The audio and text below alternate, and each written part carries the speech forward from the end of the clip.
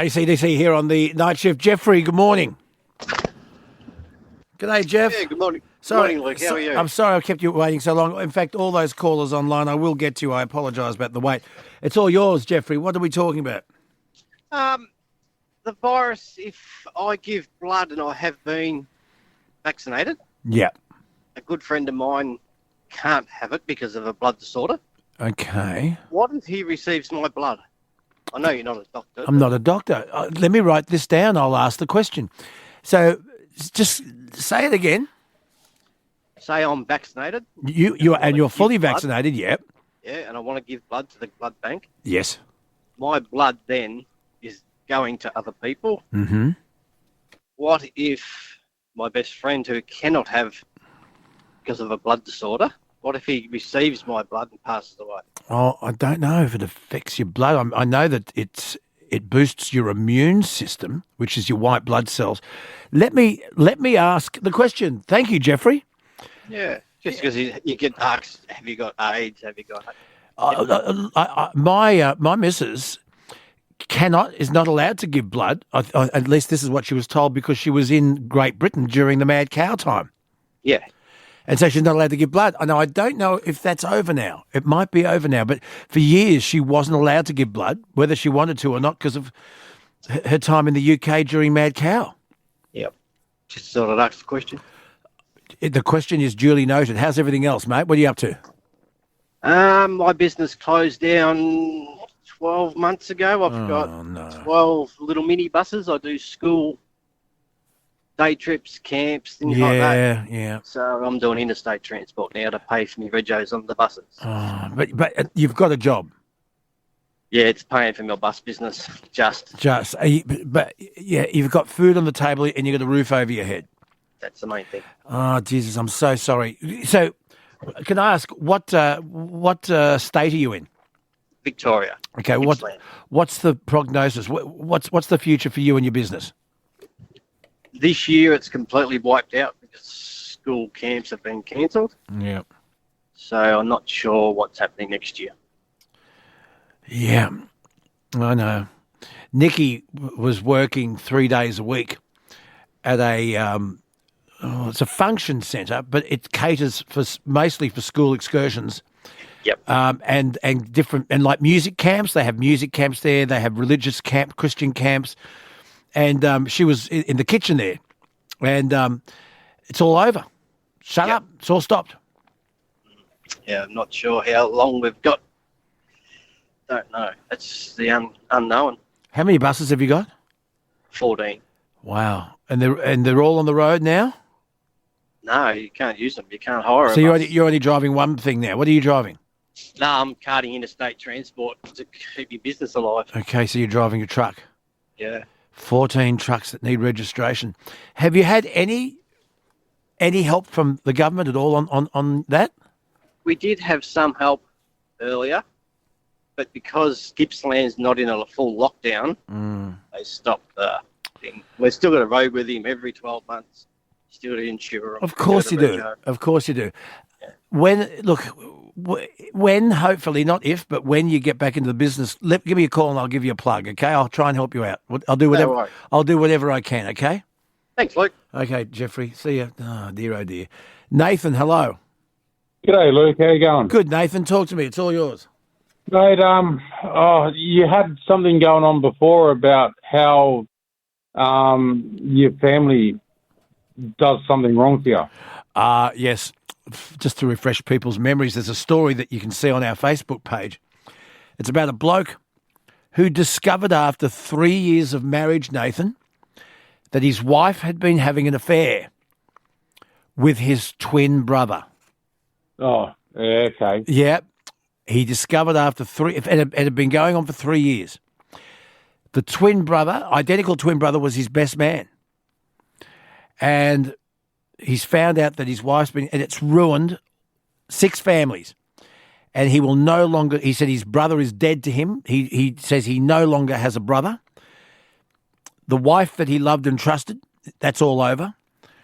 Can you believe that someone would do that to their own flesh and blood? Yeah, I can. Tell me your story. I'm listening. Right. my I haven't told this to many people except close friends. My brother killed my father. What? My brother killed my father. Really? It's now 8 years ago now, so it's not a new thing, but it's something that I've not really talked about, and it still hurts to this day. Did your brother go to jail? No, he went to mental hospital because he had a mental condition. He was on drugs, man. He was on drugs. He knew what he was doing. Seriously, Don't mention any names. And we probably not. Actually, we wouldn't be able to legally mention his name. I'm sure it's been his name's been withheld. Yeah. If he's pleaded mental illness. Your brother, he was your younger brother, was he? Yeah, younger brother. He got not guilty due to mental illness. Yeah. And is he institutionalized now? He's almost getting unconditional not release now. So he's almost on the point where he's getting out. Have you spoken to him since he did this? Hell no. No, I really don't know what I'd do if I spoke to him. When he did this and he was incarcerated, he would have been denied bail, correct? Yeah, correct. Yeah. Yeah, I guess that. Did you visit him in jail? Hell no. We seen him at the first trial, and the very first trial that was on, there was no contest from the coppers. He was the coppers and the like both lawyers both said no. He's mentally incapacitated.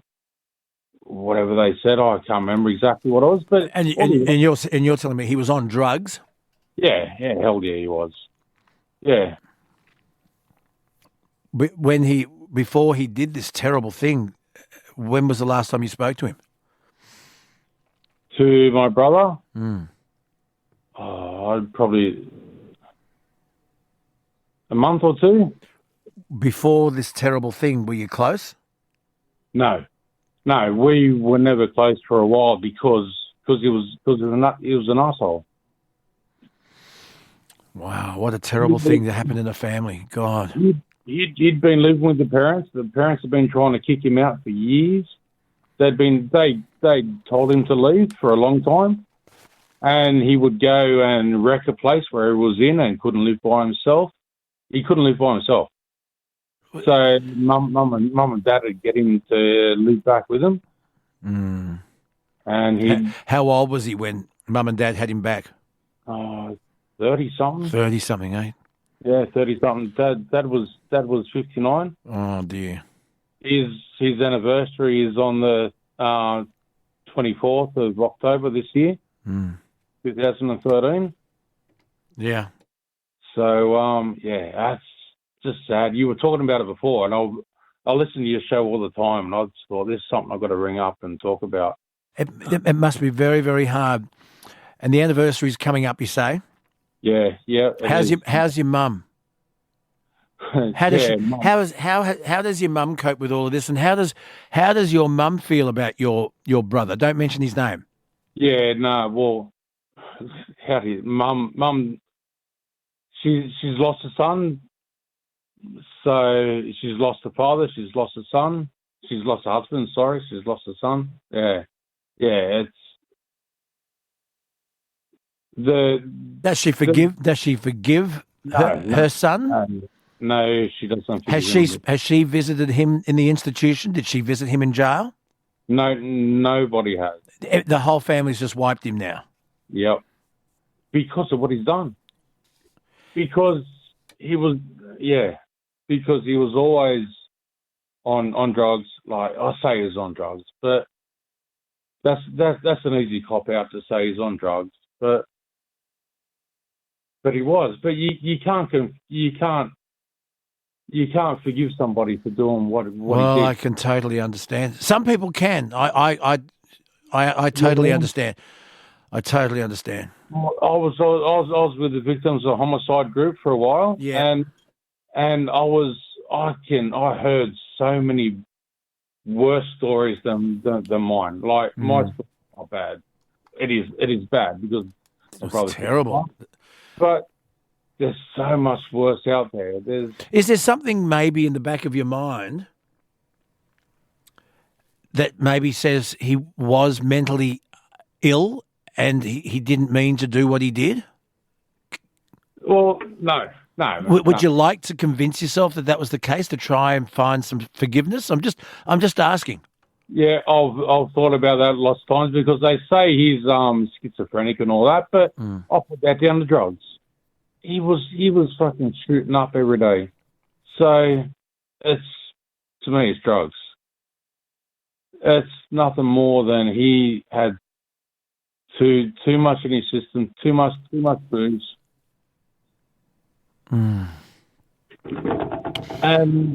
What a terrible thing to live with. Do you know? See, you probably don't know the answer to this, but I'll ask you. Do you know if he knows what he's done? Does he understand what he's done, and does he feel remorse? We've never ever heard that yet. Through the tribunal process, we've never heard that yet because we can't talk to him. He can't talk to us, it's fine. I really don't care. What do you mean he can't talk to you? You can't talk to him? Is that part of the condition of his treatment? That's just part of the tribunal. So you're not allowed to even contact him. Is that what you're saying? Oh, I probably can if I want to, but I really don't want to. You're not tempted to find out how he feels? If I seen Luke, I really don't know what had happened. Oh Jesus! What a story! What a story! Man, no, there's worse stories out there than ours. I just had to talk about this one. Well, but there's worse stories than ours out there, mate. Well, I'm very, very flattered that you chose me to tell, and I just wonder if there are other stories out there. Forgiveness is a really hard thing, isn't it? Some people say, "Oh, I can forgive, but I'll never forget," when they've been dudded by somebody. But what's happened to your family is unbelievable and irreparable. You cannot forgive that, mate. No, you cannot. Well, some people might. I don't know. It surprise you. Yeah. Well, they might if it hasn't happened to them. Until it happens to them, then. What about this bloke who found out that his identical twin brother had been having an affair with his wife for 3 years, almost the entire time of the marriage? You'd struggle to forgive that, wouldn't you? Yeah. Well, that's the bit of a funny one. It's not funny, but your story is just horrendous. So, how do you cope? Oh, mate, I drink and I work. I go to work all the time. I work 70 hours a week now. Thank you very much.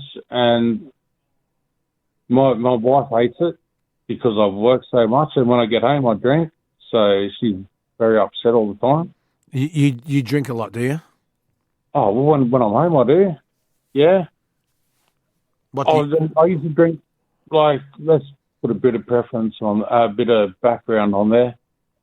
Me and my brother used to drink a lot.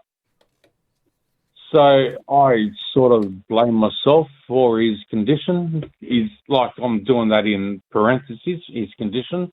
Yeah. Have you thought about seeking professional help to try and mend your head? Yeah, I thought about it, but that won't do anything. Well, you don't know. Would you like me? It's completely up to you, and don't even say yes today if you don't want to. But I can get Kayleen Wynn to give you a call and have a chat with you if you would like. Have a think. Yeah, Luke. It's like I've come and called you not out of the blue. I've been thinking about it for ages, and then you had that topic, so I thought, God, I have to. Well, I'm very flattered you rang me, but I'm just saying, if you've told me that you admit you've got a problem, that you work 70 hours a week to. Oh yeah, definitely. And when you do come home, you drink too much. So you've admitted that you're not coping too well with it, and no one can blame you. But Kayleen Wynn is our specialist in this sort of stuff, and only if you wanted to, I can get her to give you a ring, or I can give you her phone number. But if you wanted to, she'd be happy to give you a ring and have a chat. Yeah, mate. Have a think about it, and if you would like me to introduce you to Kayleen, you let me know. It's up to you. Yep. Yeah, sure, mate. But She's a bloody good listener, and nothing shocks her. Nothing shocks her. I bet, yeah. But I mean, it's been 8 years now. Yeah, I know, but it's not getting any easier. Oh no, it never does. It gets less, but it never gets easier. That's why I was sort of wondering Yeah. if you could speak to your brother, maybe you might get some closure. He might be able to explain. No. Oh, he won't be able to explain it. What's he going to say? Yes. Well, Yeah. What's he going to say? I don't I was know. up the cops and I stabbed my dad. Yes. What's he going to say? He's not going to be able to say anything. And I feel so sorry for your mum, who's lost her husband and a son. And a son. That's the one who's copping it the most. Like, she's had to not go into hiding, but she's had to leave everything in case he gets out, because in case he gets the way he was before. Yeah. Oh dear. Nathan, you call me anytime, and if you feel as though maybe Kayleen Wynn could help you by having a chat or two or three to you, nothing shocks her and she's brilliant. You let me know and I'll put you in touch with her. Okay, it's completely up to you. Yeah. All right. Well, actually, can you give me a number just in case? She will ring you. I'll put you back to Jess. Yeah. Cool. All right. And Jess will talk to you off air. Yeah, just in case. Yeah. And we will sort it out. Okay, brother. Cool, mate. Thank you. Stay there. All right. Love your show anyway, because I listen to it on the way home every day. Well, I really do appreciate that, Nathan, and what a story. And thank you for sharing that. It took a lot of guts. Cheers, mate. Yeah, well, that's first time I told anybody bar mates, but first time you've told anybody. You told us. Well, there you are. Yep. Cool, mate. Thank you. You stay there, buddy. Yep. Boy, oh boy, he's carrying some baggage around. God, and who can blame him? How would you cope with that? God, we talked about families being split because of one thing or another. Doesn't get worse than that, does it? The stories you hear and the people you meet here on the night shift, folks. 1 333 533.